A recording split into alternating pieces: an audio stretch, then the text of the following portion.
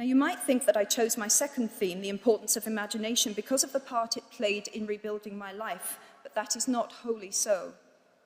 Though I personally will defend the value of bedtime stories to my last gasp, I have learnt to value imagination in a much broader sense. Imagination is not only the uniquely human capacity to envision that which is not, and therefore the fount of all invention and innovation. In its arguably most transformative and revelatory capacity, it is the power that enables us to empathise with humans whose experiences we have never shared. One of the greatest formative experiences of my life preceded Harry Potter, though it informed much of what I subsequently wrote in those books. This revelation came in the form of one of my earliest day jobs. Though I was sloping off to write stories during my lunch hours, I paid the rent in my early 20s by working at the African Research Department of Amnesty International's headquarters in London. There in my little office, I read hastily scribbled letters smuggled out of totalitarian regimes by men and women who were risking imprisonment to inform the outside world of what was happening to them. I saw photographs of those who had disappeared without trace, sent to Amnesty by their desperate families and friends. I read the testimony of torture victims and saw pictures of their injuries. I opened handwritten, eyewitness accounts of summary trials and executions, of kidnappings and rapes. Many of my co-workers were ex-political prisoners, people who had been displaced from their homes or fled into exile because they had the temerity to speak against their governments. Visitors to our offices included those who had come to give information or to try and find out what had happened to those they had left behind. I shall never forget the African torture victim, a young man no older than I was at the time, who had become mentally ill after all he had endured in his homeland. He trembled uncontrollably as he spoke into a video camera about the brutality inflicted upon him. He was a foot taller than I was and seemed as fragile as a child. I was given the job of escorting him back to the underground station afterwards, and this man, whose life had been shattered by cruelty, took my hand with exquisite courtesy and wished me future happiness. And as long as I live, I shall remember walking along an empty corridor and suddenly hearing, from behind a closed door, a scream of pain and horror such as I have never heard since. The door opened, and the researcher poked out her head and told me to run and make a hot drink for the young man sitting with her.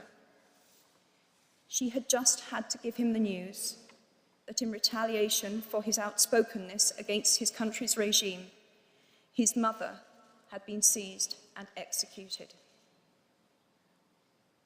Every day of my working week in my early 20s, I was reminded how incredibly fortunate I was to live in a country with a democratically elected government, where legal representation and a public trial were the rights of everyone. Every day, I saw more evidence about the evils humankind will inflict on their fellow humans to gain or maintain power. I began to have nightmares, literal nightmares, about some of the things I saw, heard, and read. And yet, I also learned more about human goodness at Amnesty International than I had ever known before. Amnesty mobilizes thousands of people who have never been tortured or imprisoned for their beliefs to act on behalf of those who have. The power of human empathy leading to collective action saves lives and frees prisoners. Ordinary people whose personal well-being and security are assured join together in huge numbers to save people they do not know and will never meet. My small participation in that process was one of the most humbling and inspiring experiences of my life. Unlike any other creature on this planet, human beings can learn and understand without having experienced. They can think themselves into other people's places. Of course, this is a power, like my brand of fictional magic, that is morally neutral. One might use such an ability to manipulate or control, just as much as to understand or sympathise. And many prefer not to exercise their imaginations at all. They choose to remain comfortably within the bounds of their own experience, never troubling to wonder how it would feel to have been born other than they are. They can refuse to hear screams or peer inside cages. They can close their minds and hearts to any suffering that does not touch them personally. They can refuse to know. I might be tempted to envy people who can live that way, except that I do not think they have any fewer nightmares than I do.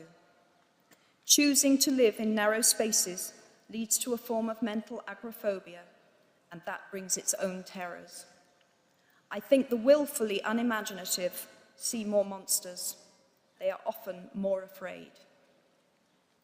What is more, those who choose not to empathise enable real monsters, for without ever committing an act of outright evil ourselves, we collude with it through our own apathy.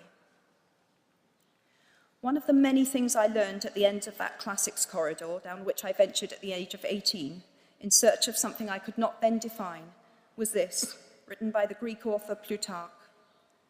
What we achieve inwardly will change outer reality. That is an astonishing statement, and yet proven 1,000 times every day of our lives. It expresses in part our inescapable connection with the outside world, the fact that we touch other people's lives simply by existing. But how much more are you, Harvard graduates of 2008, likely to touch other people's lives? Your intelligence, your capacity for hard work, the education you have earned and received, give you unique status and unique responsibilities. Even your nationality sets you apart. The great majority of you belong to the world's only remaining superpower. The way you vote, the way you live, the way you protest, the pressure you bring to bear on your government has an impact way beyond your borders. That is your privilege and your burden. If you choose to use your status and influence to raise your voice on behalf of those who have no voice, if you choose to identify not only with the powerful, but with the powerless, if you retain the ability to imagine yourself into the lives of those who do not have your advantages, then it will not only be your proud families who celebrate your existence, but thousands and millions of people whose reality you have helped change. We do not need magic to transform our world. We carry all the power we need inside ourselves already. We have the power to imagine better. I'm nearly finished. I have one last hope for you, which is something that I already had at 21. The friends with whom I sat on graduation day have been my friends for life. They are my children's godparents, the people to whom I've been able to turn in times of real trouble, people who have been kind enough not to sue me when I took their names for Death Eaters.